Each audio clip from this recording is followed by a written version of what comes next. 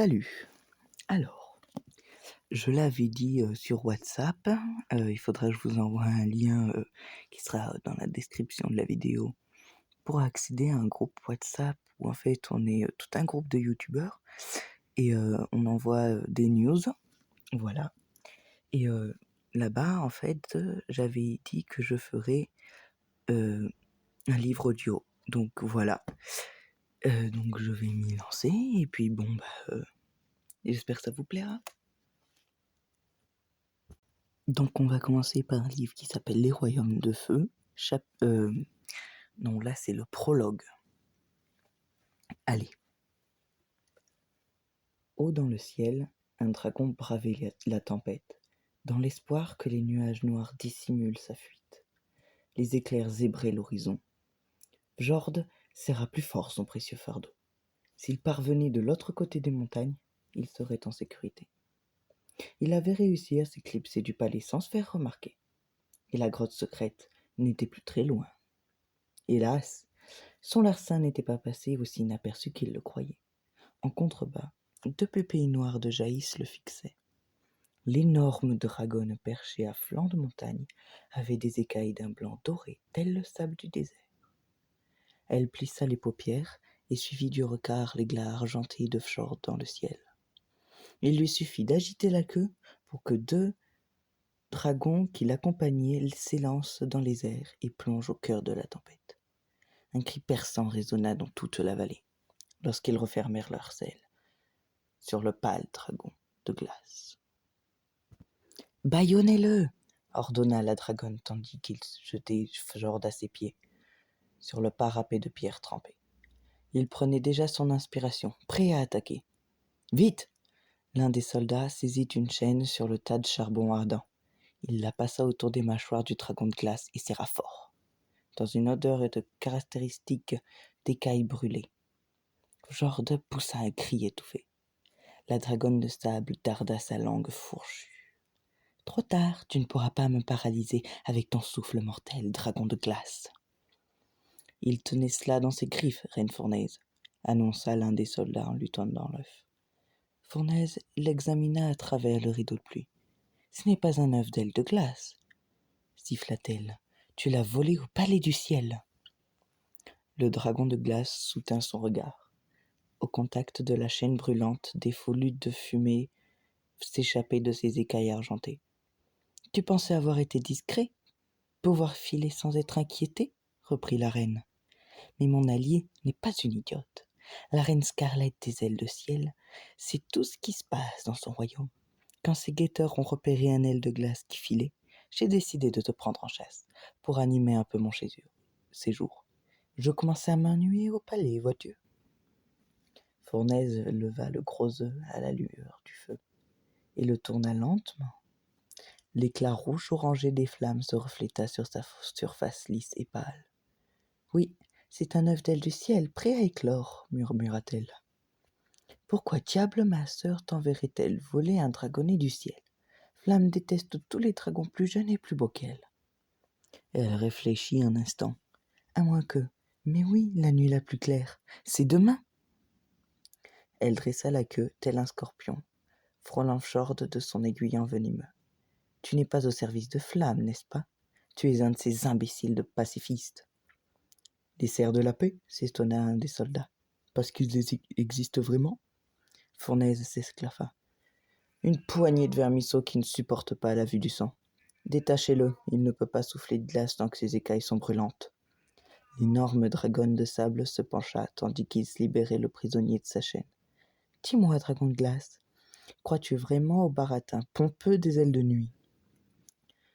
Vous ne trouvez pas que qu'assez de dragons sont morts dans votre guerre ?» répliqua Fjord.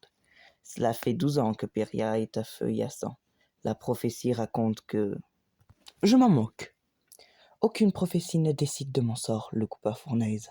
« Je ne laisserai pas un tas de vieux discours ou une bande de bébés dragons me dire quand je dois mourir ni me dicter devant qui je dois m'incliner. La paix régnera tant quand mes sœurs seront mortes et que je serai la reine des ailes de sable. » Sa queue venimeuse s'approcha encore davantage du dragon argenté. La pluie tambourinait sur les écailles de Fjord. Il la fixa sans détour en affirmant: « Le temps des dragonnets est venu, que ça vous plaise ou non, et ceux qui décideront qui sera la prochaine reine des ailes de sable. » « Ah oui ?» Fournaise recula d'un pas en faisant tourner lentement l'œuf entre ses griffes. Elle sourit, glissant sa langue fourchue entre ses lèvres. « Alors, dragon de glace, ta misérable prophétie parle donc de cet œuf ?» Fjord se figea. Fournaise tapota légèrement sur la coquille. « Wouhou, il y a un dragonnet du destin là-dedans, prêt à éclore pour mettre fin à cette vilaine guerre. »« Laissez-le !» gronda Fjord.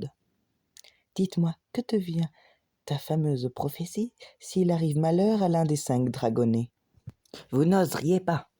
Vous détruiriez pas un œuf de dragon, » répliqua-t-il sans quitter des yeux celui qu'elle tenait entre ses griffes. « Plus d'ailes de ciel pour sauver le monde, ce serait vraiment dramatique. » Elle se mit à jongler, faisant passer l'œuf d'une patte à l'autre.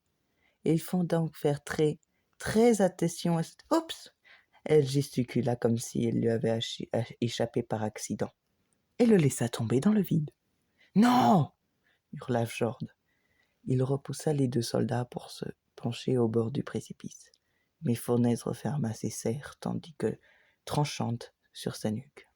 « Triste destin. Dommage pour votre prophétie, » commenta-t-elle. « Vous êtes un monstre, » gronda l'aile de glace, au désespoir, en tentant de lui échapper. « Nous n'abandonnerons pas les dragonnets. Les dragonnets mettront fin à cette guerre. » Fournaise se pencha pour lui souffler au creux de l'oreille.